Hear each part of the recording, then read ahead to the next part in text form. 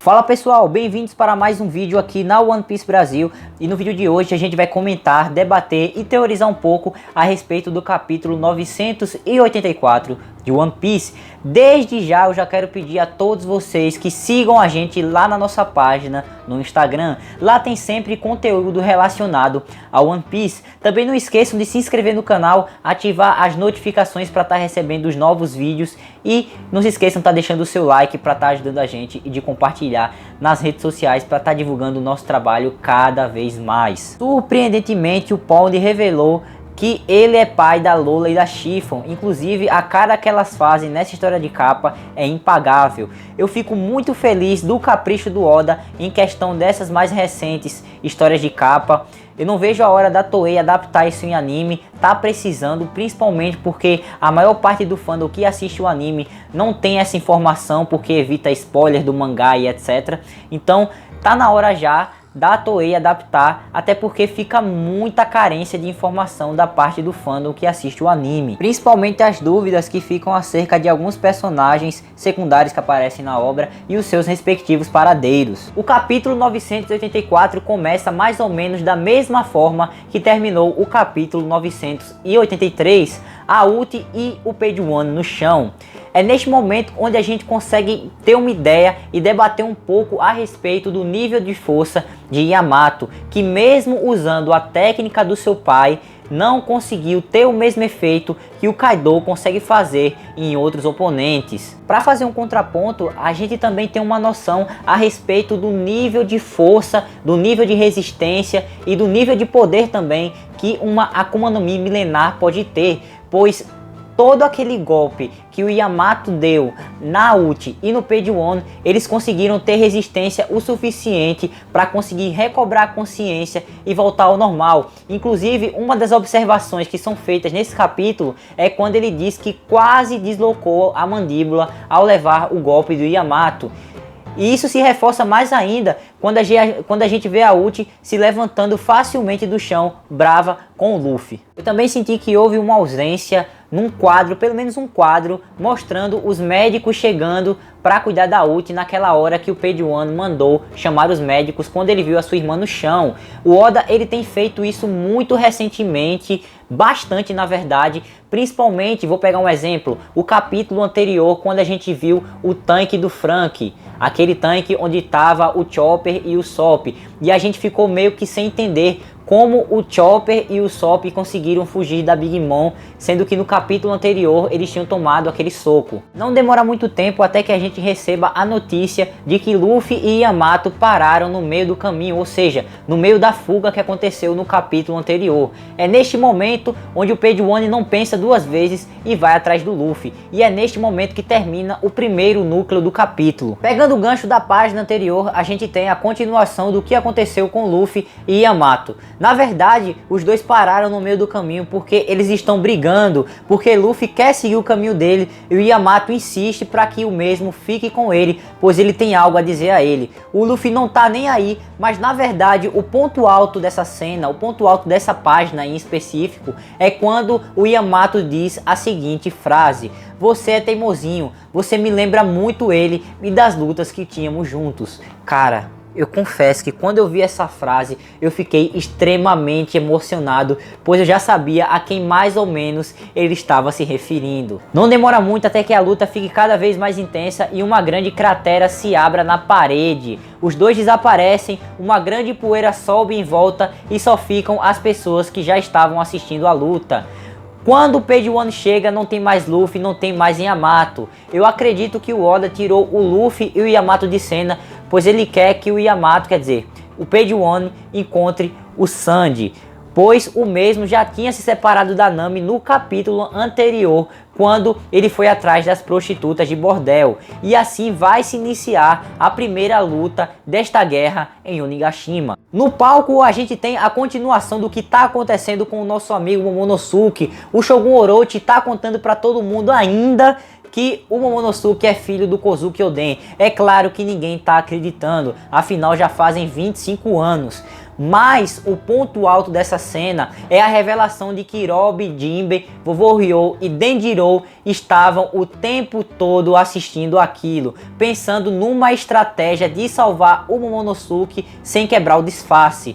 Eu acredito que eles precisam de uma grande brecha, eles estão na cova dos leões, no meio das pessoas, então fazer isso de uma forma completamente irresponsável e escrachada não vai dar certo. E eu não espero isso de uma personagem como a Robin, o Jinbe e o Denjiro. Na parte de trás da ilha de Onigashima, Lau e os demais conseguiram finalmente chegar em terra firme. Tudo graças a Ope Ope no Mi do Lau, fruta essa que permite com que o usuário faça a técnica Shambles. Técnica essa onde o usuário troca de lugar com determinado objeto. Eu fiquei curioso porque que o Lau ele precisou cortar um pedaço de uma montanha para aplicar a técnica Shambles. Ele não poderia ter usado a neve que estava caindo em volta para assim poupar energia, já que direto ele está reclamando porque a sua Akuma no Mi suga muita energia e ele precisa poupar ela para momentos importantes. Ainda no momento quando eles chegam em terra firme, acontece a segunda cena mais impressionante desse capítulo, que é o reencontro deles com o time Nekomamushi, o Marco, o Izou, toda essa galera das antigas. Foi muito emocionante ver o Izou encontrando a sua irmã, Okiku, ela chorando. Nossa, só de lembrar eu já fico com vontade de chorar, mas enfim. Foi muito impressionante, mas eu queria dar um leve destaque a uma das frases que o Lau diz nessa parte.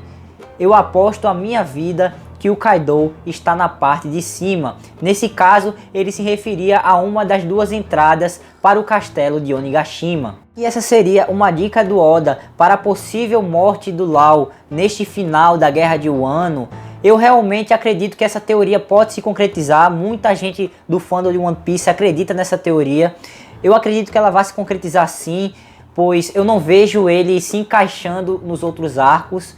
Mas eu acredito que ao morrer ele vai ter o mesmo impacto que a morte do Ace teve no arco de Marineford há muitos anos atrás.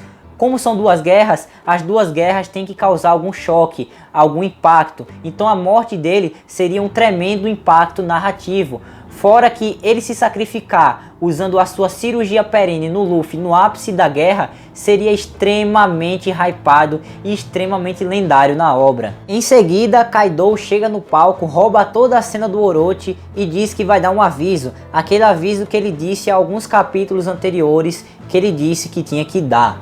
Enfim, eu fiquei muito intrigado a respeito desse aviso. Ele disse que era algo relacionado à nova Onigashima. Será que é algo relacionado à aliança dele com os piratas Big Mom? Eu acredito que sim.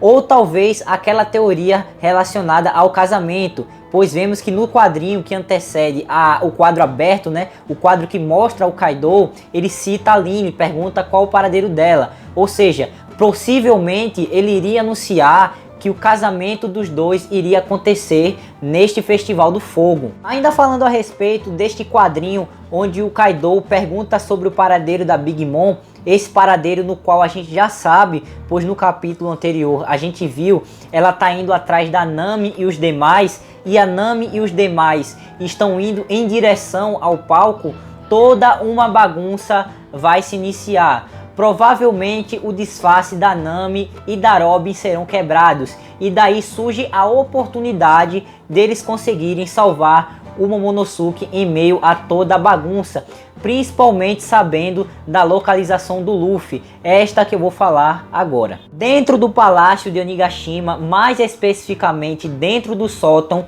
Luffy e Yamato estão escondidos. É nesse momento onde ele dá uma oportunidade para o Yamato tentar explicar o que ele queria explicar. Ele diz que já conheceu Oden, ele viu o dia no qual o Oden morreu daquela forma cruel, injusta, mas ao mesmo tempo lendária. Ele ficou fascinado, mas ao mesmo tempo muito triste com os atos do seu pai e do Shogun Orochi. Ele queria ser como Oden e achou até o diário do Oden que estava escondido em Kuri. Diário esse que nem o Kaido nem o Orochi sabem da existência. Por seguir os princípios de Kozuki Oden, por se considerar o próximo Kozuki Oden e seguir esses propósitos, ele, que na verdade é ela, se denomina homem. talvez esse seria mais um personagem transgênero nesse arco. Vamos lembrar que o Okiku também é um personagem transgênero. Ele, que na verdade é ela, pede a ajuda de Luffy para que de uma vez por todas eles consigam concretizar os propósitos de Kozuki Oden, abrir as fronteiras do país de Wano de uma vez por todas, e completa dizendo que Luffy se parece muito com Ace, e é deste jeito que o capítulo termina. O Oda ele vai ter muito o que explicar, porque o Yamato ele tem uma estatura física muito absurda para o que ele mostrou no capítulo anterior. Ele esmigalhou a Uchi e o Page One, e quando chega nesse capítulo onde ele tem uma estatura física muito similar à da Nami, eu não consegui entender, realmente eu não consegui entender. Eu aposto em duas coisas. A primeira delas é que ele possui uma Akuma no Mi, ou que ele possui um domínio tremendo do hack do armamento, mais ou menos na pegada na qual o Luffy teve que aprender agora em Wano para conseguir quebrar as escamas do Kaido. Afinal, ele quer combater de todo jeito o pai dele para acabar com a tirania no país de Wano. Enfim, esse foi o vídeo de hoje. Eu espero que todos vocês tenham gostado.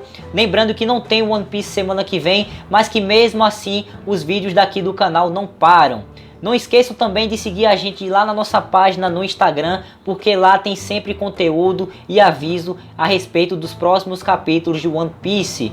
Não se esqueçam também de se inscrever no canal, ativar as notificações para estar recebendo os novos vídeos, deixar seu like para estar ajudando a gente e de compartilhar nas redes sociais para estar divulgando cada vez mais o nosso trabalho. Então é isso, vou indo nessa, valeu, falou, tchau, tchau, até a próxima, fui!